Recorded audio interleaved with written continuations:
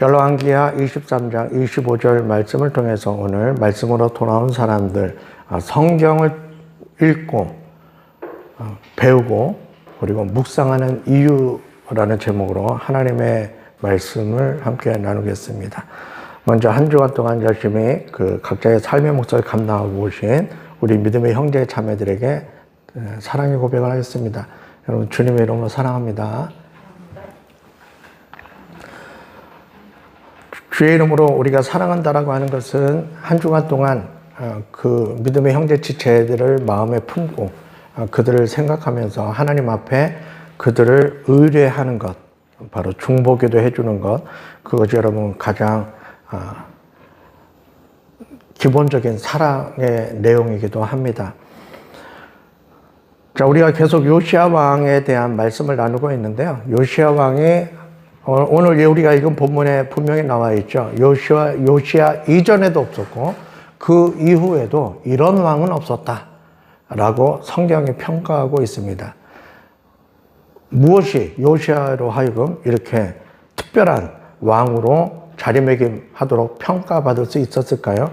그것은 여기 본문에 나와 있는 것처럼 모세의 모든 율법을 따라서 여호와께로 돌이킨 왕은 그 전에도 없었고 이후에도 없었다. 솔로몬 이후에 많은 왕들이 지나가는데 그 왕들 중에는 좋은 왕들도 있고 또 나쁜 왕들도 있었죠. 나쁜 왕들이 더 많았죠. 이스라엘의 역사를 보면. 근데 그 모든 왕들을 통틀어서 이런 왕은 없었다. 하나님의 말씀, 율법대로 돌이킨 사람이 없었다. 여기서 돌이키다라고 하는 것은 무엇을 말하냐면, 여러분, 이것은 회개를 의미합니다. 우리가 하나님 앞에 잘못하죠. 왜냐하면 부족한 인간들이기 때문에 하나님 앞에 잘못합니다. 잘못하는 내용들이 많이 있죠. 그럼 우리가 하나님 앞에 회개를 합니다. 하나님 죄송합니다. 참 그건 하나님이 우리에게 주신 큰 복 중에 하나입니다. 왜냐하면 내가 잘못되었다라고 인지하지 못하는 경우들도 많이 있기 때문에 그렇습니다. 요시야 왕이 하나님의 말씀을 접하고 하나님의 말씀으로 돌아가기까지 그들이 행했던 모든 것들이 사실은 다 잘못된 것들이었죠. 그런데 이스라엘 백성들은 잘못되었다라고 하는 사실조차도 인지하지 못하고 있었다는 게 성경에서 말해주고 있는 상황입니다. 우리도 그래요. 내가 잘못 가고 있음에도 불구하고 내가 잘못 가고 있다라고 하는 사실을 모를 수가 있습니다. 어제 제가 주유소에 가서 기름을 넣었는데 주유소가 명절 전이니까 차들이 굉장히 많더라고요. 그래서 급하게 기름을 넣고 집에 왔어요. 한참 저녁 먹고 한참 시간 지난 다음에 우리가 딱 지갑을 열어봤더니 핸드폰 저걸 케이스를 열어봤더니 신용카드가 없는 거예요. 깜짝 놀랐어요. 카드를 어디다 놨지? 여러분, 내가 지갑을 보지 않았으면은 신용카드가 없다는 것도 모를 수 있겠죠. 그래서 딱 가만히 생각해 보니까 주유소에서 카드를 안 뺀 것 같아. 그래서 아이고 큰일 났다. 그리고 누가 내 카드 쓴 거 없나 하고 보니까는 다행히 카드 쓴 그 문자는 안 왔어요. 그래서 부랴부랴 차를 몰고 다시 주유소를 가서 죄송한데 여기 주유를 하고 카드를 놓고 갔습니다 했더니 그 주유소 직원분이 이겁니까? 하고 카드를 줬는데 제게 아니에요. 아니 그거 아닌데요. 그럼 이겁니까? 그것도 아니네요. 그러니까 세 번째 보여주는 카드가 제 거더라고요. 그러니까 저 같은 사람이 2명 더 있었다는 거예요. 그러니까 내가 잃어버리고 나서도 잃어버린 줄 모를 수 있고요. 내가 잘못하고 있음에도 불구하고 잘못한 걸 모를 수 있습니다. 여러분, 내가 잘못됐다라고 하는 걸 모르는 것은 은혜가 아니고 복이 아닙니다. 잘못됐다는 걸 인지하는 게 은혜죠. 그리고 복이죠. 그리고 잘못한 걸 알았으면은 그걸 찾아오든지 아니면 내가 잘못된 거를 돌이키든지 잘못한 것에 대해서 인식하면 거기에 대해서 통회하는 마음을 갖든지 그래야 되지 않습니까? 이걸 이제 성경에서는 뭐라고 얘기하냐면 회개라고 얘기하는 거죠. 그래서 우리가 하나님 앞에 잘못했을 때 하나님 잘못했어요라고 눈물을 흘리면서 하나님 앞에 잘못을 고백할 수 있습니다. 우린 그걸 회개라고 생각하잖아요. 근데 여러분, 회개라고 하는 것은 그 감정적으로 깨닫고 눈물 흘리는 것, 그 순간에는 회개입니다. 그러나 잘못된 것을 깨달은 것을 다시 정상적인 것으로 돌이키는 것까지가 회개입니다. 그래서 여러분, 회개와 부흥이라고 하는 단어는 두 개가 같이 연결되어 있는 거예요. 그래서 내가 잘못된 걸 알매도 불구하고 그것을 고치지 않는다면 그것은 부흥으로 이어지지 않는 겁니다. 부흥이라고 하는 것은 하나님의 말씀으로 다시 돌아가는 걸 부흥이라고 얘기하는 거죠. 그래서 요시야 왕이 자기들이 잘못되고 있다라고 하는 것을 율법서를 듣고 난 다음에 깨달았어요. 그리고 너무 슬펐어요. 그러니까 이제 옷을 찢으면서 하나님 앞에 감정적으로 회개를 했습니다. 거기까지만 하고 끝났다고 한다면 요시야 왕은 이러한 평가를 받을 수 없었을 겁니다. 중요한 거는 자기가 깨달은 대로 하나님의 말씀대로 다시 돌이키는 거예요. 그래서 잘못된 것을 철폐하고 하나님의 말씀대로 바른 길로 가는 것이, 이것이 진정한 회개고, 그리고 이것이 곧 부흥이라고 하는 것입니다. 단순히 숫자가 많이 늘어난다고 해서 그것이 결코 성경은 부흥이라고 이야기하지 않는다는 겁니다. 부흥의 본질은 하나님의 말씀으로 돌아가는 거예요. 그래서 요시야 왕이 잘못된 걸 깨닫고 어떻게 돌아갔느냐, 어떻게 정상적으로 나라를 회복시켰느냐라고 하는 것은 열왕기하 23장 전체에 거쳐서 소개되어지고 있는데, 그 중에 몇 가지를 카테고리를 세 가지로 나누면, 일단은 산당 문화를 제거했습니다. 철저하게 제거를 했습니다. 하나도 남기지 않고 다 제거했습니다. 히스기야 왕도 산당을 제거했던 왕이 몇 없는데, 히스기야 왕도 산당을 제거했지만 일부만 제거했어요. 왜냐하면 그 산당 문화라고 하는 것이 백성들의 삶에 너무나도 뿌리 깊게 자리매김을 하고 있었기 때문에 그것을 제거할 때 많은 저항도 오게 되고요, 많은 반발도 오게 됩니다.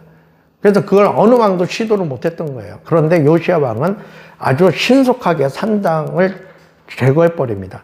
산당을 제거한 것뿐만 아니라 거기서 종사했던 제사장들을 죽이기도 하고, 그리고 예루살렘 산당에서 종사했던 제사장들은 이제 예루살렘 제사에 참여하지 못하도록 그들의 자격을 박탈시키는 그 개혁도 해 나갑니다. 그래서 이 산당의 뿌리가 누구로부터 시작되냐면 북쪽 이스라엘의 여로보암으로부터 시작이 되는데, 그 산당의 상징적인 본질, 최초의 산당이었던 베델에 있는 그 산당까지도 다 제거해버려요. 여러분, 여기서 좀 의심이 들지 않습니까? 요시야 왕은 남유다의 왕이에요. 근데 베델이라고 하는 여로보암이 최초에 세웠던 그 산당, 베델이라고 하는 지역은 북쪽 이스라엘입니다. 근데 남쪽 유다 왕이 어떻게 북쪽 이스라엘에 있는 그 산당을 제거할 수 있었을까요? 요시야 왕 때는요, 북쪽 이스라엘이 멸망했기 때문에 가능했던 겁니다. 북쪽 이스라엘이 멸망하게 된 거예요. 아수르에게 멸망해서 거기에는 이제 왕이 없었던 겁니다. 그래서 요시야가 그 베델에 있는 산당까지도 제거했고요. 그 다음에 우상의 신상들을 다 깨트려 버립니다. 가루를 만들어서 뿌려버리기도 하고 다 제거를 합니다. 그리고 잘못된 관습들을 다 없앱니다. 그래서 산당 제사를 없앴죠. 그 다음에 남창의 집을 허물었어요. 그것도 다 제거해 버렸어요. 그리고 자녀를 제물로 바치는, 몰록에게 제물을 바치는 그 흰놈의 골짜기도 다 파쇄해 버렸어요. 그래서 이러한 개혁을 해나갑니다. 하나님의 말씀대로 하죠. 거기에 이제 마지막 정점을 찍은 게 뭐냐면, 지난주에도 말씀을 드렸던 것처럼 6월절을 다시 지켰습니다. 6월절을 다시 회복했어요. 그래서 여러분, 하나님의 율법서의 내용을 접하고 요시야 왕은 하나님의 말씀으로 돌이켰어요. 철저하게 잘못된 것을 인정하고, 그리고 하나님의 말씀하신 대로 다 회복시켜 나갔습니다. 이것이 바로 하나님의 말씀을 접한 사람의 온전한 반응이죠. 그래서 여러분, 교회에서는 우리가 성경을 읽기도 하고요, 성경을 배우기도 하고, 또 이렇게 성경의 이야기를 설교로 듣기도 하고, 또 말씀을 묵상하기도 합니다. 왜 그러냐? 우리가 말씀을 읽고, 그리고 배우고, 그리고 묵상하는 이유가 뭐냐? 그 말씀대로 실천하기 위해서 그런 겁니다. 말씀대로 돌아가기 위해서 우리가 성경을 읽고 접하는 거죠. 그래서 여러분, 성경은 나를 비추어 보는 거울과 같습니다. 하나님의 말씀 앞에 나를 비춰보지 않으면 내가 잘못되고 있는지, 내가 제대로 가고 있는지 알 수 있는 방법이 우리에게는 없습니다. 거울로 비춰서 내 모습을 성찰해야, 내 모습을 비춰봐야 내 지금 갖고 있는 생각이 잘못됐는지, 내가 지금 가고 있는 방향이 맞는 방향인지, 하나님이 원하시는 방향인지를 알 수가 있다는 거예요. 그래서 하나님의 말씀에 나를 기준으로 해서 나를 비춰보지 않으면 우리는 항상, 여러분 잘 기억하세요.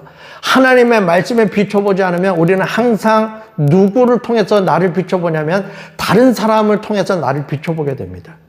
그러니까 기준이 다른 사람이 되는 거예요. 그러니까 보니까 저 사람보다 내가 좀 더 낫거든요. 그러니까 나 좀 잘 나가고 있구나, 잘 되고 있구나 라고 생각하게 되는 겁니다. 그러나 다른 사람의 기준이 되어지면 안 되는 거죠.